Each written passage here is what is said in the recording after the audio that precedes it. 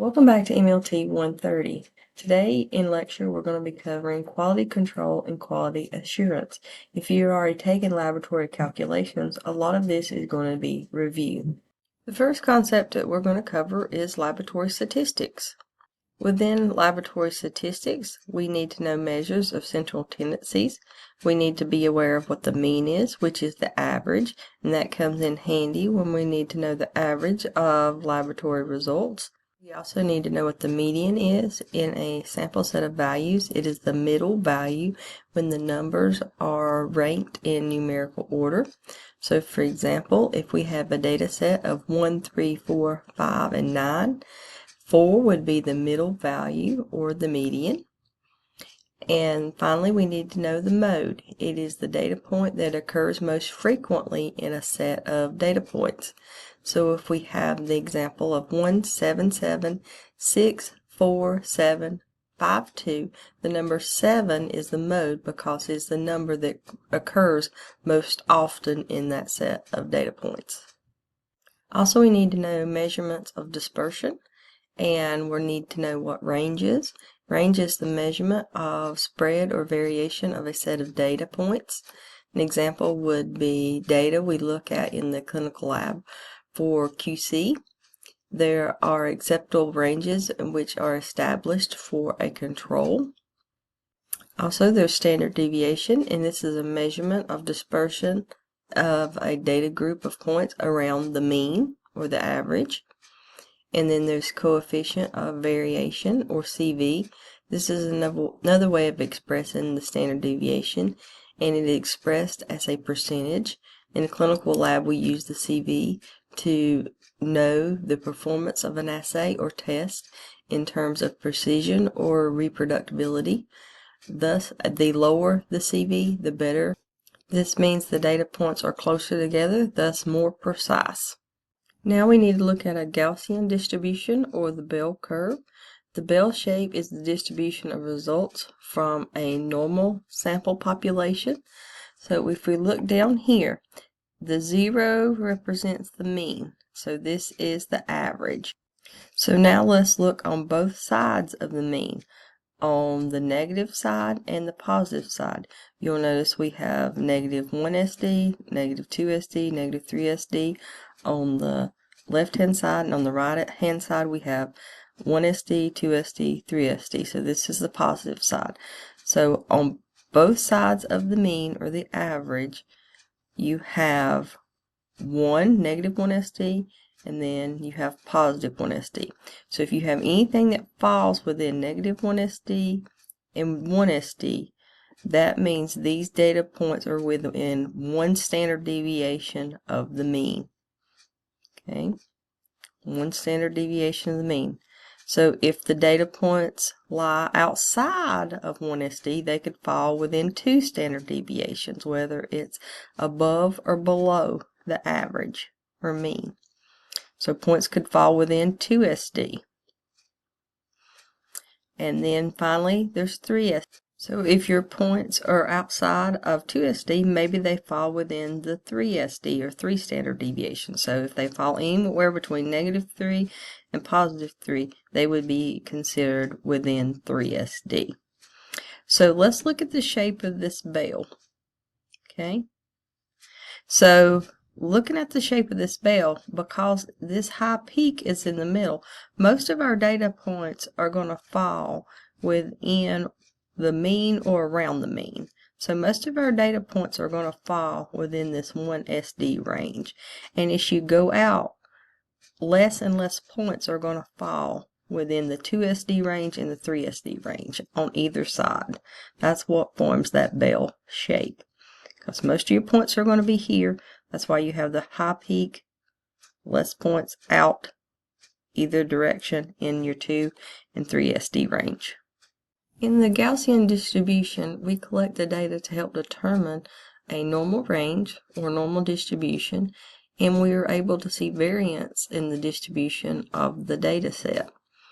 And we observe visually the distribution by looking at the curve. And within the mean of 1 standard deviation, it usually contains about 68 68.2% of our samples. So if we look back real quick at our graph, within this 1 SD, plus or minus, you're looking at 68.2% of all of our samples in a set of data points. And like I said before, most of your samples or data points are going to fall within your 1 SD range. Now let's go back. Within your plus or minus 2 standard deviations, it's going to contain 95% of your samples. So let's go back to our graph. So within the 2 SD plus or minus, it's going to contain or encompass about 95% of all of our samples within a set of data points. For plus or minus 3 standard deviations, the bell curve is going to encompass or contain about 99.7% of all samples. So it's going to contain almost all the samples. So let's look back at our graph really quick. So from plus to minus 3 SD, it's going to encompass or contain almost all of our samples in a set of data points. So we can base QC ranges on the Gaussian curve. Knowing that a group of data points, the mean plus or minus 2 standard deviations is 95% of the samples, then we can base our QC ranges on a given level of control on the mean of plus or minus 2 standard deviations, and this will give us 95% confidence in the range.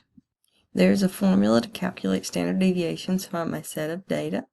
Labs will have a computer program that calculates the mean or average and 1 standard deviations for a set of data points that you enter. But we need a control range that is based on a mean of plus or minus 2 standard deviations.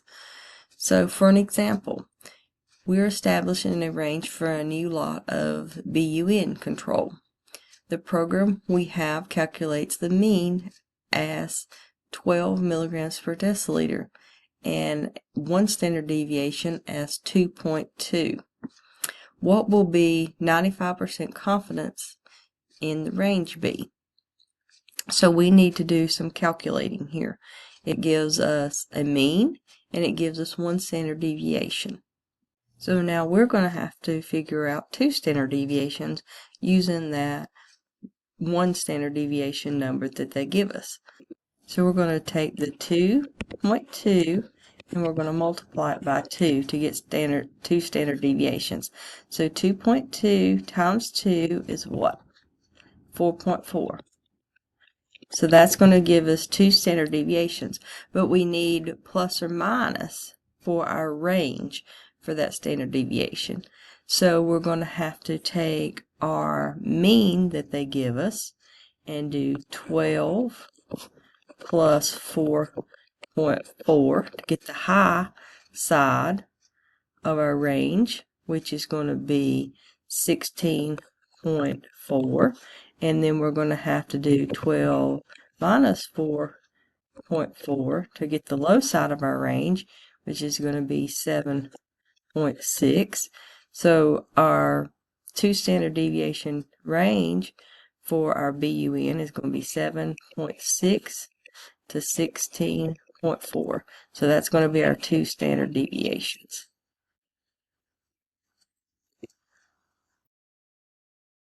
The next concept that we're going to discuss is quality control. So what are controls? These are solutions that can't contain the same analytes as those being analyzed in patient samples. QC materials in clinical chemistry can be liquid or lyophilized, meaning the water has been removed, so they're kind of in a freeze-dry state. And when you get a QC material like that, they have to be reconstituted with a diluent or sometimes distilled water. Also, QC materials can come frozen and have to be thawed out. Usually QC materials are commercially available and you will receive an assay sheet with them, and they will list an expected range for each analyte in that control.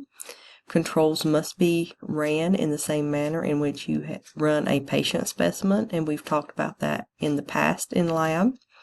When you run a control, we are determining if the testing method is working properly, and some other things that we also, or the reason we also run controls, is that we're checking to make sure the procedure is followed correctly, the instrumentation is working correctly, the reagents and the test method are working, and that the tech or the instrument is pipetting correctly. Here's a little bit more on controls. We usually at least run 2 levels, a low and a high, but some assays may merit more controls being ran, maybe a normal and a low and a high. And controls must be ran and be within acceptable range, and they can be ran at least every shift or every 24 hours, but it may be necessary to run controls more often depending on the test that's being ran. When controls are in acceptable range, the instrumentation is good and the technique is good, patient results can be accepted and reported out. But if controls are not or do not fall within range, the tech cannot report out patient results, and steps must be taken to resolve why the controls are not in range before any patient results can be reported out. Next, we need to review what a Levins-Jennings chart is. This is a chart that's used to plot control results. It visually enables the tech to look for problems with QC samples, and it's based around the mean or the average. Another term we need to be aware of is an outlier. This is a data point that falls outside of the established 2SD range. And our example would be here. You have a set of data points that are all following along an expected line, but here is this guy way out here, and this is an outlier because it doesn't fall within the normal expected range of the other results. Next, we need to be aware of what a trend is. This is a pattern in which the data points continue to increase or decrease over time. If a trend is allowed to continue, eventually the QC will become out of an acceptable range. So let's look at our example of a trend. That would be this second chart here. You have the mean. It's represented by the X right here. So you have data points that are going above and below the mean, and all of a sudden you have a trend of all your points going downward. Okay, so this is a decrease in trend. So eventually, if you let this keep going on, they would go out of 2SD and probably eventually go out of 3SD even. Next is shift. This is an abrupt change in which the QC data of all data points fall on one side above or below the mean. It can result in outliers eventually. Examples of things that can cause a shift is a change in calibration, replacement of a major part of the instrument, changes in incubation temperatures, or contamination of a reagent.